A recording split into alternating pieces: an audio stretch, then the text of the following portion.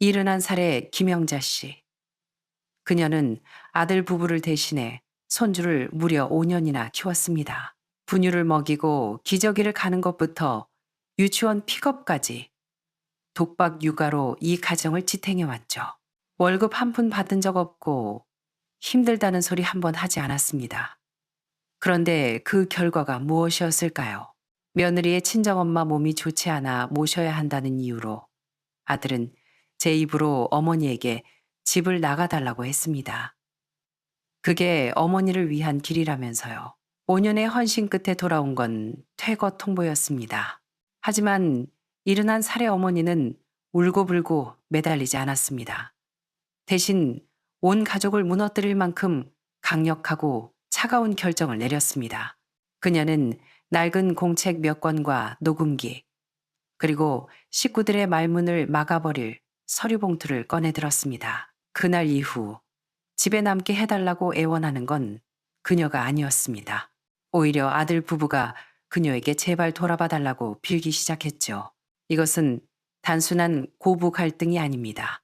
한 인간의 존엄을 되찾는 반전 드라마입니다. 침묵으로 반격하고 증거로 말하며 자신을 짓밟은 사람들에게 우아하게 대가를 치르게 한 그녀의 이야기. 오늘 들려드릴 이야기는 며느리이거나 자식이거나 혹은 부모인 우리 모두가 끝까지 들어봐야 할 내용입니다. 섣불리 판단하지 마세요. 먼저 그녀가 어떻게 이 기울어진 가정의 정의를 바로 세웠는지 그 통쾌한 반전을 들어보시죠. 제 이름은 김영자. 올해로 71입니다. 제 인생에 가벼움이란 단어는 없었습니다. 젊은 시절 남대문 의류공장에서 미싱을 돌리고 새벽에는 김밥을 말아 팔았습니다. 아들 민호만큼은 남부럽지 않게 공부시키고 싶었거든요. 무책임하게 집을 나간 그 애 아빠처럼 살게 하고 싶지 않았습니다. 손주 준우가 생후 3개월 됐을 때였어요. 강아지 새끼처럼 울어댔는데 며느리 지은이는 산후조리를 잘못했는지 몸이 약해져서 젖도 잘 돌지 않고 비틀거렸습니다. 어느 날 밤 민호에게 전화가 왔습니다. 집주인이 전세금을 올려달라는데 준우 어린이집 비용까지 생각하니 숨이 막힌다고요. 저한테 잠시 들어가 살면 안 되겠냐고 물었습니다. 딱 1년만 신세지겠다고 상황 나아지면 바로 분가하겠다고 했습니다. 엄마, 걱정 마세요. 집안일은 우리가 다 할게요.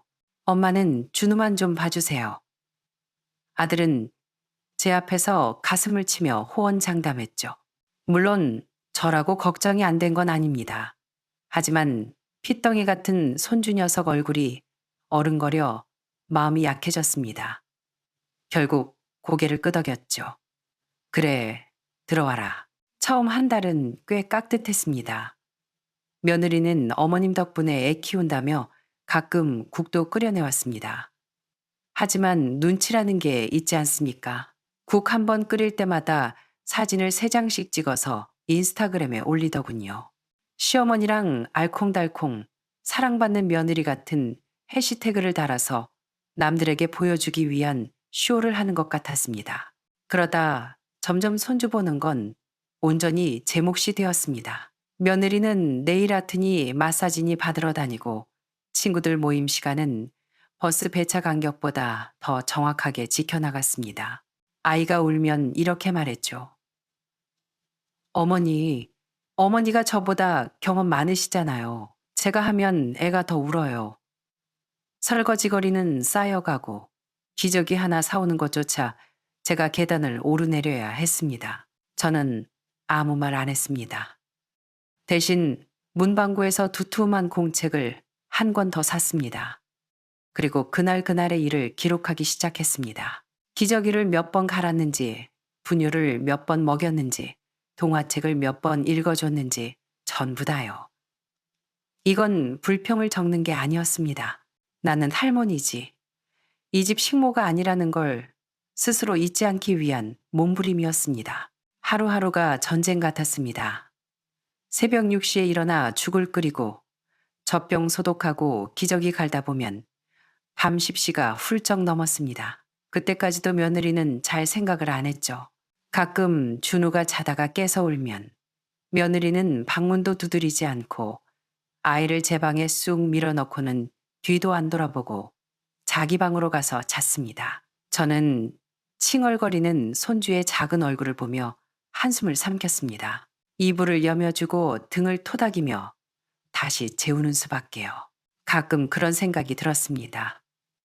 분명 1년만 산다고 했는데 어느새 3년이 지났지만 분가 이야기는 뻥끗도 하지 않았습니다. 민호는 늘 웃는 얼굴로 엄마, 대출 이자가 너무 올라서요. 지은이 승진하면 꼭 엄마 편하게 해드릴게요 라고 핑계를 댔습니다. 하지만 정작 제가 밥은 먹었는지 몸은 어디 안 아픈지 묻는 법은 없었습니다. 저라고 안 아팠겠습니까? 한 번은 밤새 배가 끊어질 듯 아파서 끙끙 앓다가 날이 밝자마자 혼자 동네 내과에 가서 접수를 했습니다. 진료받고 집에 돌아오니 부엌은 난장판이고 개수대엔 음식 찌꺼기가 말라붙어 있었습니다. 저는 아픈 배를 부여잡고 다시 점심을 차려야 했죠. 5년 동안 여행은커녕 친구들과 벚꽃 구경 한 번 못 갔습니다. 강원도 속초 바다라도 한 번 보고 싶었지만 손주 맡길 곳 없다며 난색을 표하는 통에 다 포기했습니다. 그들은 악당은 아니었습니다. 그저 저라는 존재를 공기처럼 너무나 당연하게 여기는 사람들이었죠. 그리고 저 역시 바보처럼 묵묵히 버텼습니다. 어느덧 첫 번째 공책이 다 채워졌습니다. 새 공책 표지에 저는 이렇게 적었습니다. 언젠가는 내 발로 이곳을 걸어 나갈 것이다. 하지만 진짜 그 발걸음을 떼기 전까지 이 집은 저를 야금야금 갉아먹고 있었습니다. 며느리 지은이는 점점 더 노골적으로 변해갔습니다. 한 번은 준우에게 아이스크림을 통째로 주길래 제가 한마디 했습니다. 밤에 단 거 많이 먹으면 애 기침한다. 며느리는 피식 웃더니 차가운 목소리로 대꾸하더군요. 어머님, 너무 간섭하지 마세요. 좀 쿨하게 사시면 안 돼요? 또 한 번은 분리수거 좀 제대로 하라고 음식물 쓰레기에 비닐 넣지 말라고 했더니 한숨을 푹 쉬더군요. 옛날 분들은 참 피곤하게 사시는 것 같아요. 어머님 방식, 요즘 트렌드랑 진짜 안 맞아요. 저는 입을 다물었습니다. 할 말이 없어서가 아니라 말해봤자 벽 보고 이야기하는 기분이라서요. 나이 먹었다고 멍청해지는 건 아닌데 그들은 제 말을 들을 생각이 없었습니다. 집안 풍경도 서서히 바뀌었습니다. 원래 거실 한 구석엔 제가 신문을 보던 낡은 등나무 의자가 있었습니다. 지은이가 공간 차지한다고 치워버리더니 며칠 뒤 사돈어른이 고스톱판을 가져다 놓으시더군요. 원래 제가 앉던 그 자리에 말입니다. 며느리 친구들, 동네 언니들이 돌아가며 와서 화투를 쳤습니다.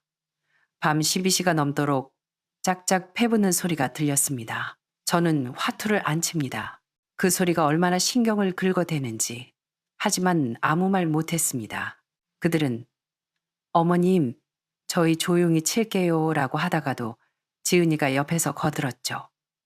어머님, 귀도 어두우시면서 뭘 그렇게 예민하게 구세요. 베란다엔 제가 몇 년을 공들여 키운 깻잎 화분과 대파가 있었습니다. 어느 날 장보고 돌아와 보니 화분이 싹 다 뽑혀 있고 그 자리에 기괴하게 생긴 조형물 화분이 놓여 있더군요. 제 깻잎 어디 갔냐고 물으니 며느리가 대수롭지 않게 말했습니다. 친정엄마가 그러는데 그거 집안 풍수에 안 좋대요. 용한 무당한테 물어보고 가져온 부적 같은 화분이에요. 기가 막혀서 쳐다보니 번쩍거리는 금색 장식품과 붉은 부적이 눈에 들어왔습니다. 이게 내가 30년을 산 내 집이 맞나 낯설기만 했습니다. 가장 서러웠던 건 그 작은 방 사건입니다. 원래 제가 쓰던 방은 부엌 옆에 붙은 작은 방이었지만 제 손때 묻은 재봉틀과 옛날 라디오, 앨범으로 아늑하게 꾸며둔 공간이었습니다. 어느 날 시장 갔다 오니 방문 손잡이가 박혀 있었습니다. 지은이가 사과를 깎으며 말하더군요. 아, 그 방 이제 창고로 쓰려고요. 어머님, 어차피 준우 재우느라 2층 침대 쓰시잖아요? 그냥 아예 준우 방으로 짐 옮기세요. 손주방에 가보니 2층 침대 아래 칸이 제 잠자리였습니다. 이불은 새 것이었지만 머리맡에는 준우 장난감과 로봇들이 어지럽게 널려 있었죠. 저는 쭈그리고 앉아 공룡 장난감을 치우고 침대에 걸터 앉았습니다. 다리도 쭉 뻗을 수 없는 그 좁은 공간. 그날부터 제 잠은 엉망이 되었습니다. 새벽 3시면 눈이 떠졌습니다. 추워서인지, 서러워서인지, 아니면 마음이 시려서인지. 그러다 사단이 났습니다. 아침부터 기침이 심하고 목이 타들어가는 것 같아 동네 의원에 다녀왔습니다. 의사 선생님이 바이러스성 감기라며 푹 쉬라고 하더군요. 저는 쓴웃음을 지었습니다. 쉴 곳이 없는데 어디서 쉬란 말인가요? 저녁 무렵 집에 돌아와 열쇠를 꽂는데 문이 안 열리는 겁니다. 현관 도어락 비밀번호가 바뀌어 있었습니다. 민호에게 전화를 걸었죠. 아, 지은이가 요즘 세상 흉흉하다고 비밀번호 바꿨어요. 깜빡했네. 그럼 나 어떻게 들어가니?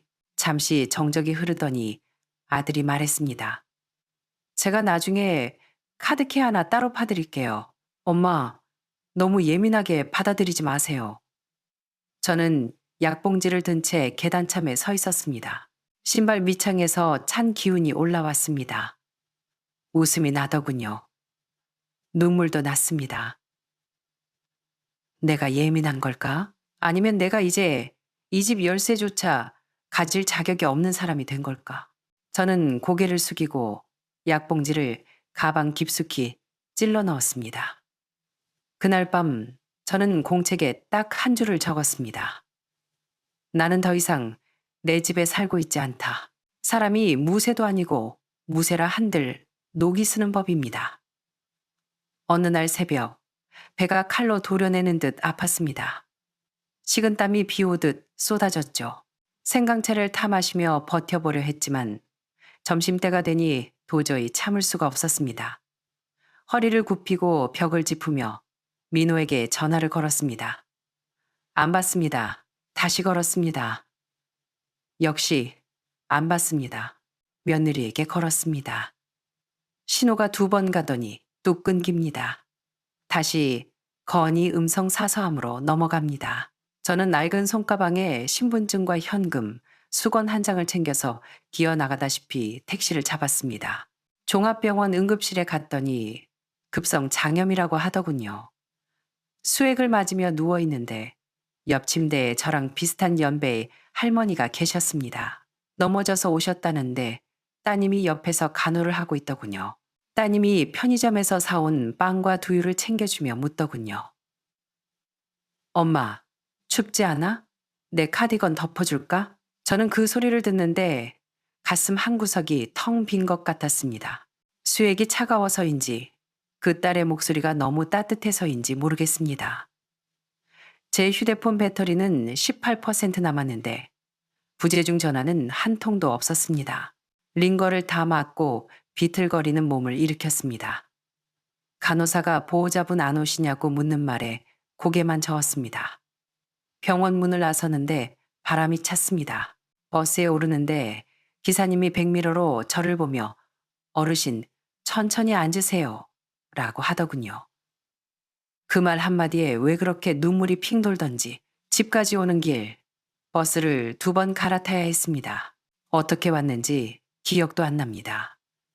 버스에서 내리는데 손에 힘이 풀려 약봉지가 바닥에 떨어질 뻔한 걸 지나가던 교복 입은 남학생이 주워줬습니다. 집에 돌아와 부엌에 들어서니 시큼한 냄새가 진동했습니다. 싱크대엔 어제 먹은 그릇들이 산더미고 밥솥 뚜껑은 열려 있어 밥이 누렇게 말라 비틀어져 있었습니다. 냉장고 문엔 포스트잇이 붙어 있더군요. 어머님, 밥 좀 데워주세요. 감사합니다. 저는 허리춤도 풀지 못한 채 서서 소리 없이 울었습니다. 몸이 아파서가 아니었습니다. 저는 이제 이 집 식구가 아니었습니다. 그저 고장나면 방치되는 지원 부서일 뿐이었죠. 제 방. 아니, 창고 문은 여전히 잠겨 있었습니다. 저는 준우방 침대 및 플라스틱 박스에서 잠옷을 꺼내 입고 2층 침대 아래 칸에 누웠습니다. 밤새 제가 콜록거리는 소리가 천장에 부딪혀 돌아왔습니다. 다음 날 아침, 저는 평소처럼 아침을 차리고 젖병을 씻었습니다. 지은이가 나오더니 맑은 얼굴로 말하더군요. 어머님, 안색이 좀 좋아지셨네요. 어제 푹 주무셨나 봐요. 저는 희미하게 웃으며 숟가락만 만지작거렸습니다. 속으로 대답했죠. 나 혼자 응급실 다녀왔다. 너희 그림자도 못 봤는데 안색이 좋을 리가 있니? 식사를 마치고 방에 들어가 공책을 펼쳤습니다. 아플 때 비로소 사람이 보인다. 나는 그들에게 그저 편리한 도구일 뿐이다. 전화 한 통 없는 사람들. 참 대단하다. 그리고 며칠 뒤 토요일이었습니다. 날씨가 푹푹 찌는데 제가 바닥걸레질을 막 끝내고 허리도 못 펴고 있을 때였습니다. 지은이가 부르더군요. 어머님, 아래층 현관벨 울리는데 좀 보세요. 저 요리 중이라서요. 인터폰 화면을 보니 아들 민호가 양손 가득 뭔가를 들고 서 있었습니다. 오랜만에 보는 환한 미소였습니다. 현관문을 열자마자 민호가 봉투를 들어 보이며 말했습니다. 엄마, 내가 엄마 제일 좋아하는 카스테라 사왔어. 그 유명한 빵집 거. 어릴 때 엄마가 이거 사주면 좋아했잖아. 좀 뜬금없었지만 그래도 자식이라고 마음 써주는 게 고마워 입꼬리가 올라갔습니다. 비싼데 뭐하러 사왔니? 그러자 민호와 지은이가 눈빛을 교환하더니 제 맞은편 식탁에 앉았습니다. 지은이가 물까지 한 잔 따라 제 앞에 놓더군요. 직감적으로 알았습니다. 이건 효도가 아니라 본론을 꺼내기 위한 밑밥이라는 걸요. 민호가 손을 비비며 말을 골랐습니다. 엄마, 우리가 요즘 상의한 게 있는데요.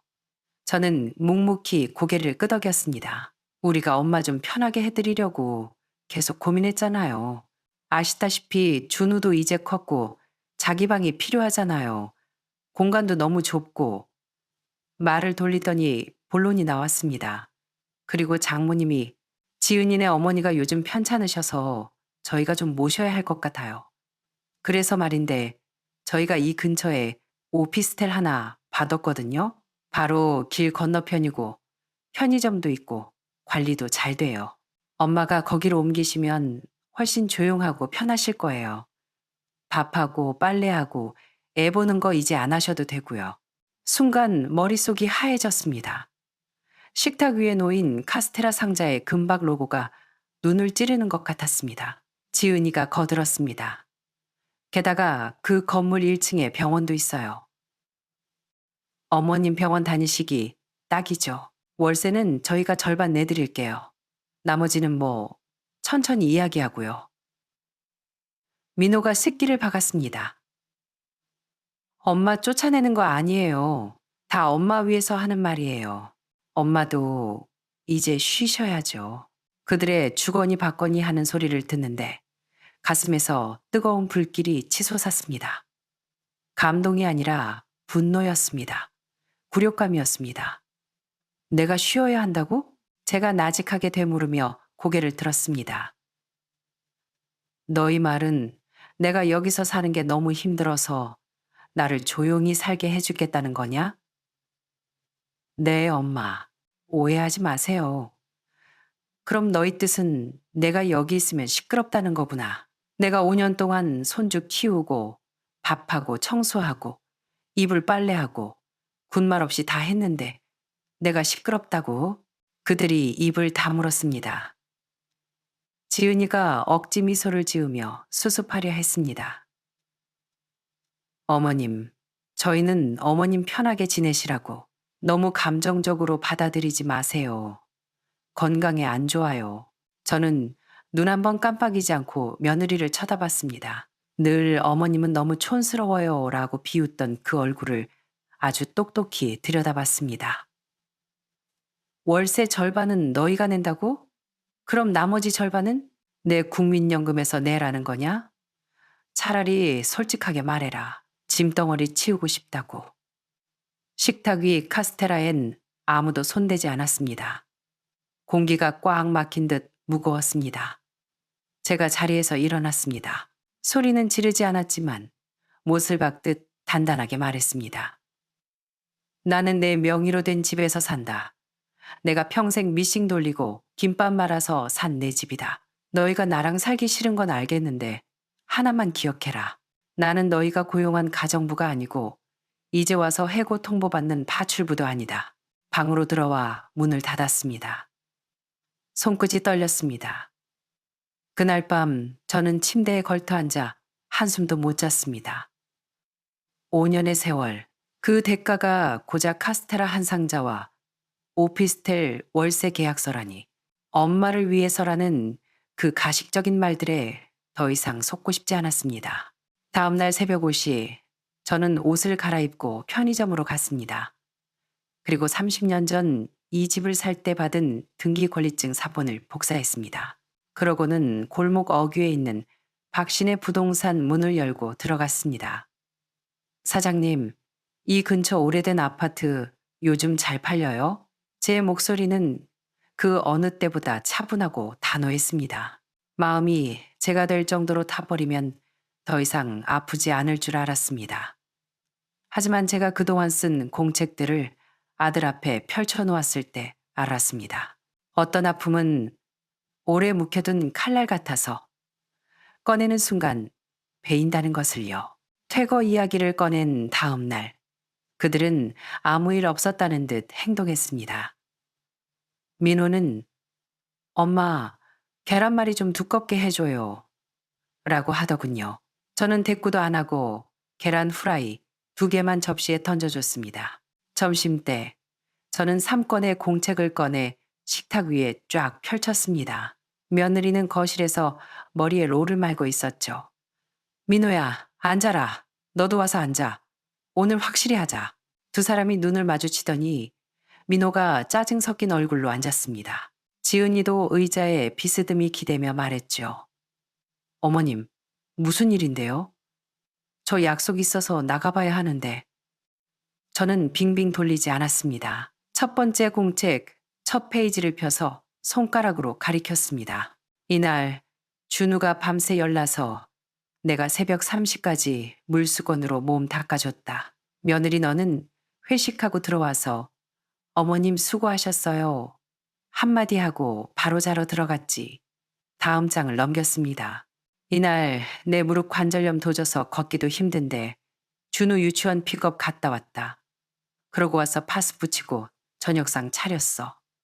또 한 장을 넘겼습니다. 너희 둘이 3박 4일 여행 간다고 애 맡기고 갔을 때 짐 다 싸놓고 나서야 나한테 통보했지? 엄마는 손주 좋아하니까 이번 기회에 실컷 봐서 좋겠네 라고 하면서 식탁이 종이로 뒤덮일 때까지 계속 넘겼습니다. 저는 서 있고 그들은 앉아서 저를 올려다봤습니다. 이 공책 3권에 너희가 들어온 날부터 어제 저녁까지 5년 동안의 모든 게 적혀 있다. 내가 뭘 했고 너희가 무슨 말을 했고 나를 어떻게 대했는지 토시 하나 안 빼놓고 다 적었다. 민호의 얼굴이 흑빛으로 변했습니다. 입술을 달싹거리는데 목소리가 나오지 않는 듯 했습니다. 제가 계속 말했습니다. 내가 지금 너희한테 돈 달라고 계산기 두드리는 거 아니다. 너희가 너희를 목숨처럼 사랑한 어미를 어떻게 남보다 못한 하녀 취급했는지 똑똑히 보라고 알려주는 거다. 지은이가 헛웃음을 짓더니 입꼬리를 비틀었습니다. 어머님, 지금 이거 가지고 법원 가서 저희 불효소송이라도 하시게요? 증거 수집하셨어요? 제가 그녀를 빤히 쳐다보며 또박또박 말했습니다. 걱정 마라. 법원 안 간다. 너희한테 사과 받으려는 것도 아니다. 다만 너희가 알았으면 해서다. 내가 늙어서 망령 든 것도 아니고 건망증 있는 것도 아니다. 나는 다 보고 있었고 가슴에 묻었고 이제 여기 종이에 적어놨다는 걸. 민호가 그제야 입을 열었습니다. 엄마, 저희가 그런 뜻이 아니잖아요. 말씀을 왜 그렇게 하세요? 저희가 불효자라도 된 것 같잖아요. 제가 웃었습니다. 제 목구멍에서 나오는 소리라고는 믿기지 않을 만큼 차가운 웃음소리였습니다. 불효자? 응급실 실려간 어미 전화도 안 받고 퇴원해서 온 사람한테 밥 데워오라고 시키는 게 효도냐? 그게 너희식 효도면 난 사양하마. 집안의 공기가 유리처럼 쨍하고 깨지는 것 같았습니다. 위층에서 들려오던 층간소음마저 멈춘 듯 고요했습니다. 저는 천천히 공책들을 거두어 누런 서류봉투에 넣고 입구를 봉했습니다. 그리고 겉면에 메모지 하나를 붙였습니다. 훗날 필요하면 꺼낼 것이다. 이건 내 기억이자 증거다. 너희가 어떻게 살든 난 이제 상관 안 한다. 하지만 이 집은 내가 팔기로 했다. 제가 방으로 들어가려 하자 지은이가 등 뒤에서 작게 속삭이는 소리가 들렸습니다. 미쳤어. 진짜 노망 났나 봐. 네, 미쳤을지도 모릅니다. 가족이라는 이름으로 착취당하고 돌봄을 노예 취급하면서도 다 어머니를 위해서라고 뻔뻔하게 말하는 이 집구석에서 제정신으로 살긴 힘들었으니까요. 방에 들어와 서랍을 열고 새 공책을 꺼냈습니다. 첫 장에 이렇게 적었습니다. 오늘부터 나는 나를 위해 산다. 5년 동안 참으면 알아줄 거라 믿었습니다. 하지만 돌아온 건 어머니 너무 감정적이에요. 라는 비난뿐이었죠. 말로 해서 안 통하니 이제 그들이 알아들을 수 있는 방식으로 말하기로 했습니다. 그날 오후 저는 동네 주민센터에서 하는 무료 법률 상담을 받으러 갔습니다. 주제가 마침 노년의 재산 관리와 권리 보호였습니다. 변호사님이 아주 명쾌하게 말씀하시더군요.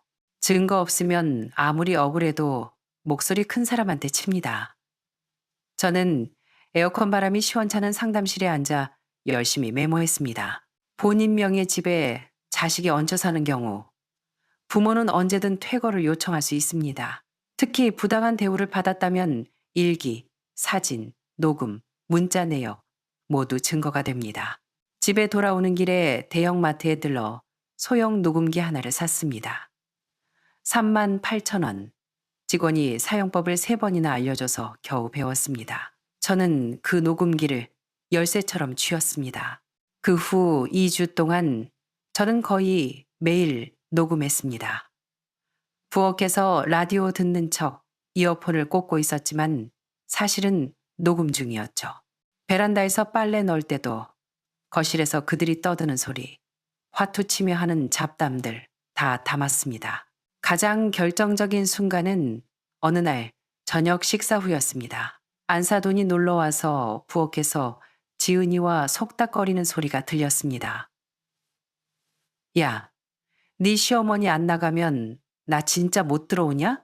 너 힘들어서 어떡하니? 아, 몰라 엄마. 걱정 마. 저 노인네 그냥 하는 소리야. 마음 약해서 민호가 옆에서 좀만 구슬리면 금방 수그러들 거야. 이 집 민호 앞으로 돌려놓기만 하면 엄마 모시는 거 일도 아니지. 그들은 제가 안방에 있어서 안 들리는 줄 알았겠지만 방문 틈으로 아주 생생하게 녹음되었습니다. 그날 밤 그 녹음 파일을 3번이나 돌려들었습니다. 다음 날 아침 저는 녹음기와 등기권리증, 공책을 챙겨 부동산으로 갔습니다. 그리고 정식으로 매매 계약을 의뢰했습니다. 부동산 박 사장님은 저와 구면이라 믿음직했습니다. 사모님, 이 아파트 낡긴 했어도 위치가 좋아서 금방 나갑니다. 걱정 마세요. 매물 의뢰서에 도장을 찍는 순간 떨리던 손이 멈추고 마음이 차분해졌습니다. 집에 돌아와서는 아무 말도 안 했습니다. 밥하고 빨래하고 평소랑 똑같이 지냈습니다. 하지만 제 마음가짐은 완전히 달라져 있었죠. 저는 더 이상 처분을 기다리는 노인이 아니라 이 집에 키를 쥔 주인이었습니다. 일주일 뒤 민호가 갑자기 말했습니다. 엄마, 이번 주 토요일에 다 같이 저녁 먹어요. 오랜만에 맛있는 거 먹게. 저는 직감했습니다. 카스테라 사건 이후 제가 진짜 집을 팔 것 같은 낌새를 보이니 회유하려는 작전이라는 걸요. 토요일 오후 4시 저는 미리 저녁상을 차렸습니다. 계란말이, 시금치 무침, 돼지 갈비찜, 그리고 제가 제일 잘하는 배추 된장국까지. 식탁에 둘러앉자마자 민호가 입을 열었습니다. 엄마, 우리 다시 생각해 봤는데요. 집 하는 건 너무 성급하신 것 같아요. 저는 숟가락을 들지 않았습니다. 주머니에서 녹음기를 꺼내 재생 버튼을 눌렀습니다. 야, 네 시어머니 안 나가면 나 진짜 못 들어오냐? 저 노인네 그냥 하는 소리야. 마음 약해서. 식탁 위로 며느리와 안사돈의 목소리가 울려 퍼졌습니다. 저는 천천히 입을 열었습니다. 성급한 게 아니다. 나는 지금 그 어느 때보다 정신이 맑다. 지은이의 얼굴이 백지장처럼 하얗게 질렸습니다. 입술을 깨물며 눈동자만 굴리더군요. 민호가 입을 딱 벌렸습니다. 엄마, 우리 몰래 녹음했어요? 여긴 내 부엌이다. 내가 내 집에서 내 귀로 들은 걸 담았는데 그게 무슨 도청이냐. 저는 녹음기를 식탁 위에 탁 내려놓았습니다. 너희, 나 귀 어둡다고 했지? 내가 너희보다 훨씬 잘 듣고 있었다. 아무도 수저를 들지 못했습니다. 맛있는 갈비 냄새가 순식간에 비릿한 쇠 냄새처럼 느껴졌습니다. 저는 녹음기를 주머니에 넣으며 말했습니다. 집 한다.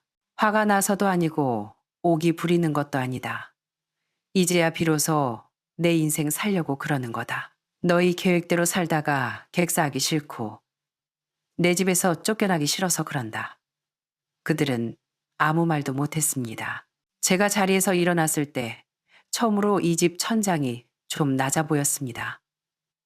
집이 작아서가 아니라 그동안 제 마음이 너무 쪼그라들어 있어서 집이 커 보였던 겁니다. 젊어서는 두 손으로 미싱 돌려 자식 키웠지만 늙어서는 그 두 손으로 계약서를 꺼내 자식의 말문을 막았습니다. 다음 날 아침, 저는 부동산 박 사장님께 집 보여주러 오라고 했습니다. 일부러 민호가 출근하기 전 시간으로 잡았죠. 현관벨이 울리고 박 사장님이 들어서자 양치하던 민호가 튀어나왔습니다. 엄마, 부동산 아저씨가 왜 와요? 저는 담담하게 말했습니다. 이 집 내놨다고 했잖니. 민호가 멍하니 서 있다가 소리쳤습니다. 엄마, 진짜 이러실 거예요? 집 파는 게 무슨 콩나물 사는 건 줄 아세요? 저는 거실 탁자 위에 서류들을 차례로 펼쳐놓았습니다. 30년 전 매매 계약서, 인감 증명서, 그리고 변호사 사무실에서 작성해온 폐거 요청, 내용 증명서. 이 집 명예 나다. 대출도 내가 갚았다. 법적으로 하등 문제 될 거 없다. 민호의 손에서 칫솔이 툭 떨어졌습니다. 지은이도 뛰쳐나와 소리쳤습니다. 어머님, 진짜 너무하세요. 멀쩡히 잘 살고 있는 식구들을 내쫓는 게 말이 돼요? 제가 뒤돌아보며 말했습니다. 다음 주부터 집 보러 사람들 올 거다. 너희 이번 주 내로 어디로 갈지 정해라. 더 이상은 안 봐준다. 지은이가 식탁 위의 서류를 바닥으로 캠 쓸어 버렸습니다. 진짜 노망 나셨어. 가족끼리 이러는 법이 어디 있어요. 저는 허리를 굽혀 바닥에 떨어진 계약서를 주워 먼지를 탁탁 털었습니다. 그리고 피식 웃었습니다. 가족? 가족이라서 쫓겨나는 게 아니라 가족이 아니니까 나가는 거다. 가족은 서로 존중하는 거지. 등골 빼먹는 게 아니다. 민호는 소파에 주저앉아 얼굴을 감싸 쥐었습니다. 내 방은 창고가 됐고 내 물건은 쓰레기 취급받았고 아픈 내가 문도 못 열고 들어올 때 그때 너희는 나를 가족으로 대했니? 이제 와서 가족 타령하지 마라. 난 이 집 팔아서 강원도로 갈 거다. 거기 볕 잘 드는 작은 집 봐뒀다. 저는 박 사장님께 부엌 사진도 찍으라고 고갯짓을 했습니다. 지은이는 친정엄마에게 전화를 걸어 울부짖었습니다. 엄마, 어머님이 진짜 미쳤나 봐. 우리 쫓아낸대. 우리가 뭘 그렇게 잘못했다고. 그날 점심, 저는 혼자 비빔국수를 말아 먹었습니다. 위층에서 쿵쿵거리는 발소리와 문 닫는 소리가 들렸지만 마음은 호수처럼 잔잔했습니다. 늙어서 제일 무서운 건 혼자 되는 게 아닙니다. 나를 위한다며 내 인생을 갉아먹는 사람들에게 둘러싸여 서서히 말라 죽어가는 게 진짜 공포입니다. 계약서 쓰고 3일 뒤 민호가 말했습니다. 엄마, 일요일 점심에 고모랑 이모부 오시라고 했어요. 다 같이 밥이나 먹자고. 딱 봐도 알았습니다.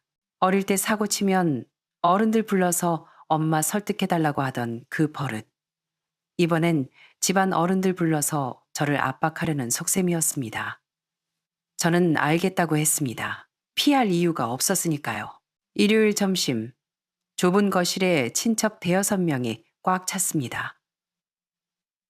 지은이는 세상 착한 며느리처럼 과일을 깎고 민호는 피해자처럼 풀이 죽어 있었습니다.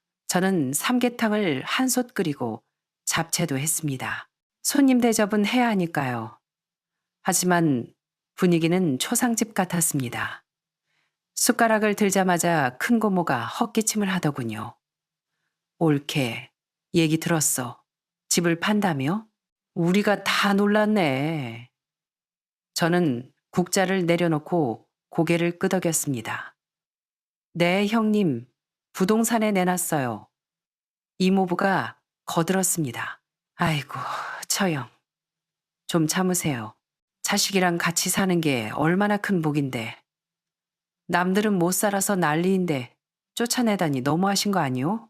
제가 이모부를 보며 웃었습니다. 이모부, 그럼 이모부가 데려가서 사세요. 제가 이사 비용 대드릴게요. 이모부가 꿀먹은 벙어리가 됐습니다. 옆에서 지은이가 눈시울을 붉히며 연기를 시작했습니다. 저희 엄마가 몸이 안 좋으셔서 잠시만 같이 살려고 한 건데 어머님이 너무 노여워하셔서. 저는 식탁 밑에 뒀던 종이 가방을 꺼냈습니다. 그 안에는 공책 3권과 녹음기가 들어있었죠. 녹음기를 틀었습니다. 야, 네 시어머니 안 나가면 나 진짜 못 들어오냐? 적나라한 대화 내용이 거실을 채웠습니다. 좌중이 찬물을 끼얹은 듯 조용해졌습니다. 제가 5년 동안 일기 쓰고 2주 동안 녹음했습니다. 누구 고소하려고 그런 게 아니라 오늘처럼 구구절절 설명하기 싫어서 그랬습니다. 저는 공책을 펼쳐 그들에게 보여주며 읽어내려갔습니다. 응급실에서 퇴원한 날 아무도 없었던 이야기. 손주 침대 밑에서 자는 이야기. 카스테라 하나로 쫓겨날 뻔한 이야기. 하나하나 낭독했습니다. 마지막에 이모부가 한마디 하더군요. 처형, 그동안 많이 참으셨네. 할 만큼 하셨어. 저는 쓴 웃음을 지었습니다. 참은 게 아니라 이제야 정신 차린 겁니다. 친척들이 돌아갈 때 아무도 저를 말리지 않았습니다. 큰 고모가 신발을 신으며 제 손을 꽉 잡고 작게 말했습니다. 옳게 잘 생각했어. 남은 인생 옳게 맘대로 살아. 저는 고개를 끄덕였습니다. 네, 형님. 이제 진짜 제 인생 살러 갑니다. 이사를 가던 날은 평범했습니다. 가구들은 헐값에 중고센터에 넘겼고 저는 트렁크 하나와 깻잎 화분 하나 그리고 준우가 그린 그림 몇 장만 챙겼습니다. 택시도 안 불렀습니다. 터미널까지 걸어가고 싶었습니다. 캐리어 바퀴가 보도블록에 부딪혀 드르륵 드르륵 소리를 냈습니다. 그 규칙적인 소리가 제 심장 박동처럼 느껴져 마음이 편안했습니다. 현관 앞에 민호가 서 있었습니다. 그는 아무 말도 못하고 제가 짐을 끌고 나가는 걸 보고만 있었습니다. 제가 잠시 멈춰서서 뒤도 안 돌아보고 말했습니다. 내 아들 잘 키워라. 나중에 너처럼 엄마한테 쫓겨나지 않게. 민호가 입술을 달싹거리며 엄마 하고 불렀지만 저는 걸음을 멈추지 않았습니다. 30년을 산 골목길을 빠져나오는데 세탁소 아주머니가 물었습니다. 어머, 김 여사님 어디 가세요? 네, 이사 가요. 어디로요? 강원도 홍천으로요. 가서 텃밭이나 가꾸려고요. 아유, 좋네. 공기 좋은 데서 건강하게 사세요. 그 말이 어찌나 듣기 좋던지 터미널에서 버스표를 끊고 맨 뒷자리에 앉았습니다. 버스가 출발하고 창밖으로 서울의 회색 빌딩들이 뒤로 밀려났습니다. 그 회색 풍경이 오늘따라 참 부드러워 보였습니다. 이제부터 저는 누군가의 눈치를 보는 얹혀 사는 사람이 아니었습니다. 누구도 저에게 이래라 저래라 명령하지 않고 제 방에 마음대로 들어오지 못하는 곳으로 갑니다. 홍천에 얻은 집은 작은 마당이 있는 단독주택입니다. 앞뒤로 문을 열면 바람이 통하고 뒷마당에선 고추도 말리고 이불도 널 수 있습니다. 집주인 아주머니는 인심이 좋아서 걸음 필요하면 가져다 쓰라고 메모를 남겨두셨더군요. 저는 그 메모를 냉장고에 붙여뒀습니다. 이사 온 다음 날 아침, 읍내 장터에 가서 모종을 샀습니다. 방울토마토, 대파, 그리고 깻잎 모종. 집에 돌아와 마당 흙을 고르는데 담벼락 너머에서 야옹 소리가 났습니다. 고등어 무늬가 있는 길고양이 한 마리가 담장 위에 앉아 저를 내려다보고 있었습니다. 사람을 무서워하지도 않고 저를 관찰하는 눈치였습니다. 배고프냐? 제가 묻자 꼬리를 살랑거렸습니다. 편의점에서 사온 참치캔 하나를 따서 담장 아래 놔줬더니 폴짝 뛰어내려와 허겁지겁 먹더군요. 다 먹고는 발을 핥더니 쿨하게 가버렸습니다. 고맙단 말도 없네. 저는 피식 웃었습니다. 그날 저녁 마당 평상에 앉아 있는데 그 녀석이 또 왔습니다. 제 깻잎 화분 옆에 떡하니 자리를 잡고 앉아 있더군요. 저는 물 한 그릇 떠다 주고 멸치 몇 마리 던져줬습니다. 그날부터 그 녀석은 제 식구가 됐습니다. 코 옆에 까만 점이 있어서 점이라고 이름을 지어줬습니다. 점이는 애교는 없지만 곁은 지켜줍니다. 제가 설거지할 때 부엌 문턱에 앉아 졸기도 하고 빨래 넣을 때는 그늘에 누워 감시도 합니다. 저는 점이에게 말을 겁니다. 오늘 시장에 열무가 좋더라. 나 옛날엔 쥐 진짜 무서워했는데 네가 있으니까 든든하다. 점이는 대답 대신 하품을 하지만 그 침묵이 참 좋습니다. 혼자 살아도 누군가 내 말을 들어주는 존재가 있다는 건 덜 외로운 일이니까요. 한 번은 비가 억수같이 쏟아지는 밤에 점이가 비에 쫄딱 젖어 현관 앞에 웅크리고 있었습니다. 수건으로 감싸 안아주니 가만히 있더군요. 박스로 집을 만들어줬더니 거기서 며칠을 잤습니다. 바람이 불어 깻잎 향이 코끝을 스칠 때 저는 여기가 서울집보다 훨씬 우리 집 같다는 생각을 했습니다. 누구에게 양보하지 않아도 되고 허락받지 않아도 되는 오롯이 내 공간. 점이는 제 첫 번째 손님입니다. 어느 수요일 읍내 장터에서 장을 보고 나오는데 낯익은 뒷모습이 보였습니다. 허름한 셔츠에 헝클어진 반백의 머리, 지은이네 친정엄마, 안사돈이었습니다. 편의점 앞에서 유통기한 임박 상품이 든 봉지를 들고 손을 떨고 계시더군요. 저는 모른 척 지나가려다 멈칫했습니다. 그녀가 저를 먼저 알아보고 불렀습니다.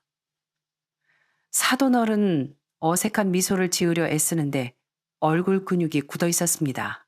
봉지 속엔 식빵 한 줄과 할인 스티커 붙은 우유가 보였습니다. 여기 사세요? 아, 네. 잠시 동생네 집에 와 있어요. 그렇군요. 잠시 침묵이 흐르더니 그녀가 기어들어가는 목소리로 말했습니다. 지은이랑 민호 이혼했어요. 아시죠? 저는 덤덤하게 쳐다봤습니다. 그때 애들이 너무 철이 없었어요. 저도 욕심부리다가 사돈어른 화나게 하고 지금 생각하면 정말 죄송해요. 그녀의 눈은 제가 기억하던 것보다 훨씬 늙고 지쳐 보였습니다. 준우는 지은이가 키우는데 민호가 빚을 많이 져서 상황이 안 좋아요. 사업한다고 덤비다가 위약금 물고 저는 더 듣고 싶지 않아 고개만 끄덕였습니다. 먼저 가보겠습니다. 뒤돌아 걷는데 통쾌하다는 생각보다는 씁쓸함이 밀려왔습니다. 세상사 세옹지 말하더니 누구 하나 영원히 잘 나가는 법 없고 영원히 바닥인 법도 없구나 싶었습니다. 집에 와서 도라지를 다듬었습니다. 소금물에 담가 쓴맛을 빼고 양념을 버무리는데 문득 그런 생각이 들었습니다. 지난 5년 내가 씹어 삼킨 시간들이 꼭 이 도라지 같구나. 쓰고 아리지만 소금물에 우려내고 양념치면 밥 반찬이 되는 도라지. 저는 공책에 이렇게 적었습니다. 운명은 내가 굳이 복수하지 않아도 스스로 돌고 돌아 제자리를 찾는다. 그날 밤 서랍 깊숙이 넣어둔 준우의 그림을 꺼냈습니다. 삐뚤빼뚤한 글씨로 할머니 사랑해요라고 적힌 그림. 손주가 갓 걸음마 뗄 때 한미 한미 하며 따르던 모습이 떠올라 가슴이 먹먹했습니다. 하지만 다시 돌아갈 생각은 없습니다. 메모지에 짧게 편지를 썼습니다. 준우야, 언젠가 네가 커서 이 글을 보게 된다면 할머니를 기억해 주렴. 할머니는 지금 강원도에서 고양이랑 텃밭 가꾸며 잘 지낸다. 누구 눈치도 안 보고 누구 시중도 안 들고 편안하다. 너는 나를 위해 울지 마라. 그저 나보다 훨씬 자유롭고 행복하게 살면 그걸로 됐다. 편지를 접어 낡은 공책 사이에 끼워두었습니다. 붙이지 않을 편지입니다. 마지막으로 공책 맨 뒷장에 한 문장을 더 적었습니다. 그리워는 하겠지만 돌아가지는 않겠다. 공책을 덮고 볼펜 뚜껑을 닫았습니다. 마당에서 점이가 웅크리고 저를 쳐다보고 있네요.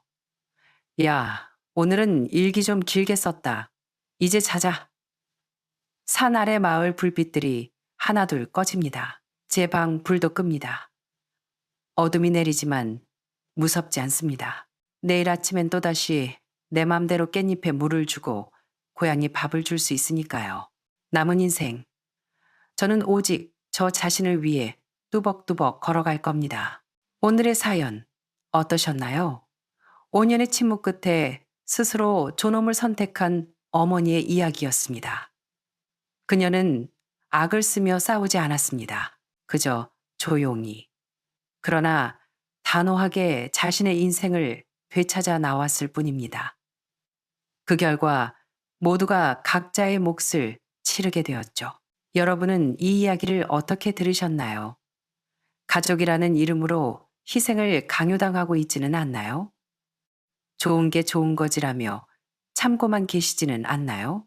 김영자 씨처럼 과감하게 문을 박차고 나갈 용기가 필요할 때가 있습니다. 자식과 부모 사이에도 지켜야 할 선이 있고 존중이 필요합니다. 오늘 이야기가 마음에 와닿으셨다면 구독과 좋아요 부탁드립니다. 그리고 비슷한 고민을 가진 분들에게 이 이야기를 공유해 주세요. 여러분의 소중한 의견도 댓글로 남겨주시면 하나하나 읽어보겠습니다. 그럼 다음 시간에 더 깊은 울림이 있는 이야기로 찾아오겠습니다. 여기는 마음의 숲이었습니다. 감사합니다.